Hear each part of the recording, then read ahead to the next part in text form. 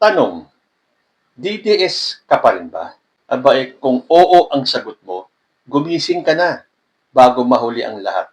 Meron po akong gustong basahin sa inyong isang pangungumpisal ng isang DDS, or should I say, dating DDS, at kung paano siya nagising sa katotohanan.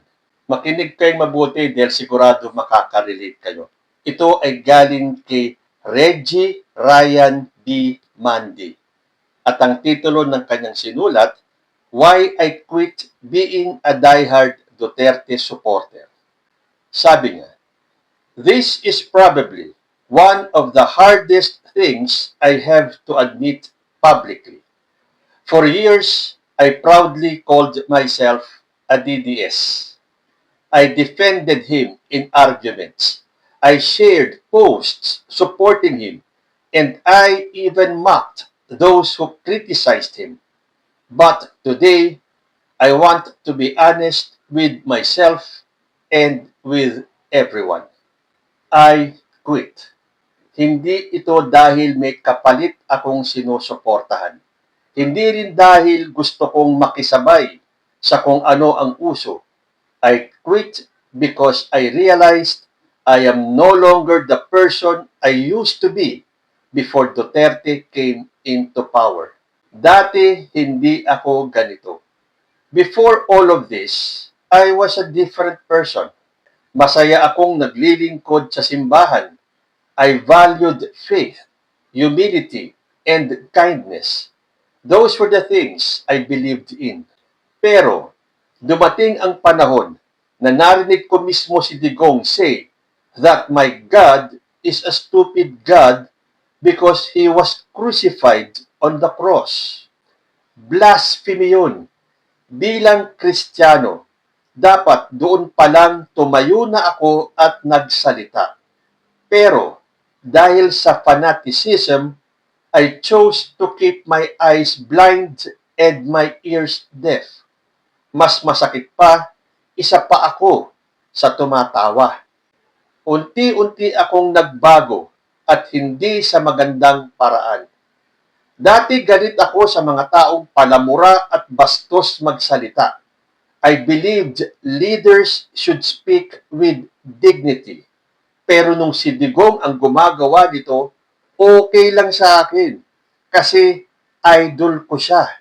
Hanggang sa napansin ko, naging normal na lang ang pagmumura sa TV. Even kids and minors started copying it because they saw it from someone in power. At doon ko naisip, ganito ba dapat ang example ng isang leader? The war on drugs. Isa ako sa sumuporta sa war on drugs noon. I believed drugs were destroying the country and something had to be done. Pero habang tumatagal, may realization ako. Drugs ang dapat patayin, hindi tao. Ang ugat ng problema ay ang drug lords. Pero bakit parang ang namamatay ay puro mahihirap na addict at pushers? May mga pangalan na matagal nang kilala ng publiko, pero bakit parang walang nangyari? At doon ko naintindihan kung bakit sinasabi ng iba na war on poor. Unti-unting naging normal ang balita ng patayan. Naging normal ang karatulang may nakasulat na adik ako, wag tularan. At kapag may napapatay o nasa-salvage, ang unang assumption ng lahat, adik siguro. Kahit wala namang ebidensya, ang mas masakit, may mga inosenteng nadamay.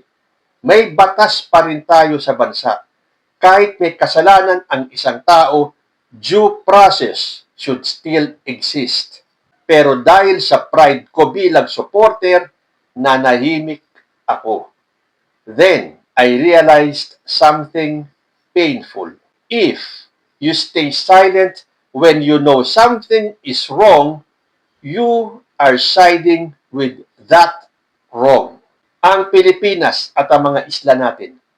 Mahal ko ang Pilipinas, pero may mga pagkakataon na nalito ako kung bakit parang handang ibigay ang mga isla natin. I even heard statements that sounded like we might as well become a province of China. Masakit yung pakinggan bilang Pilipino. Para itong harap-harapang pagtataksil sa sariling bayan. Pero nanahimik pa rin ako. Hindi dahil tama yon, kundi dahil ayokong mapahiya sa mga kaibigan kong DDS din. Mga bagay na hindi ko na kayang ipagtanggol.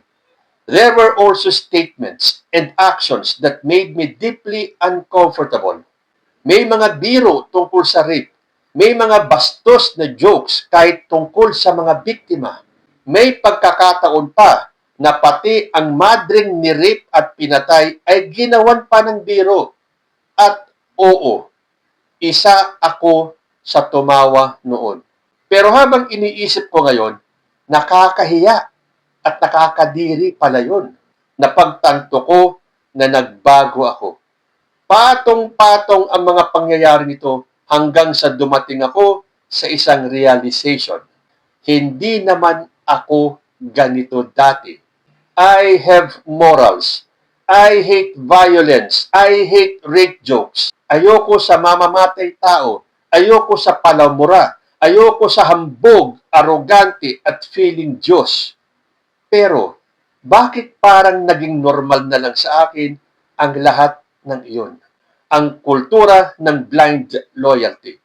Mas lalo akong nalungkot nang makita ko ang ilang pages at groups na dati kong kinabibilangan. Kahit may malinaw na mali, pinagtatanggol pa rin nila. Lalo na sa mga recent issues kung saan may pangbabastos sa babae.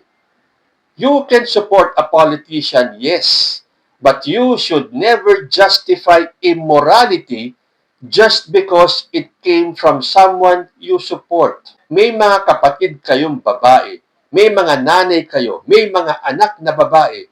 So bakit okay lang sa inyo ang pambabastos? This is my wake-up call. Doon ko napagtanto ang isang masakit na katotohanan. Hindi lang ang leader ang nagbago sa kultura, pati ang mga followers. Marami sa amin ang naging mas bastos, mas mapanlait, mas walang empathy, at tinatanong ko ang sarili ko, bakit tayo nagkaganito? My decision. So today, I am choosing to step away. I quit being a diehard Duterte supporter. Hindi na ito aligned sa morals at values na pinaniniwalaan ko. Hindi ko na kayang ipagtanggol ang mga bagay na alam kong mali. Babawi ako. To my fellow Filipinos, lalo na sa mga nasaktan ng mga polisiya at salita na minsan kong ipinagtanggol. I am sorry. Babawi ako. I will try to be a better citizen. I will try to think critically. And I will never again allow blind loyalty to replace my conscience. Mahal ko ang Pilipinas. At kung naging bahagi man ako ng dahilan kung bakit naluklok sa kapangyarihan ang isang sick man, humihingi ako ng tawad. This time, I choose conscience over fanaticism. Padayon, Pilipinas. So, salamat kay Reggie Ryan B. Mandi at itong kanyang confession ay para sa mga kapwa niya DDS. Well, hindi na po siya DDS ngayon. Dahil sinabi niya, hindi naman nangangahulugan na bumaliktad siya o may iba na siyang sinusuportahan. And this goes to each and every DDS.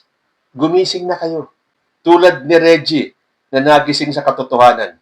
Pakinggan niyo ulit yung binasa kong mga punto ni Reggie kung bakit siya tumiwalag bilang isang diehard Duterte supporter. Hindi ko na po i-expound o palalawigin pa itong sinabi ni Reggie because sinabi niya na pong lahat.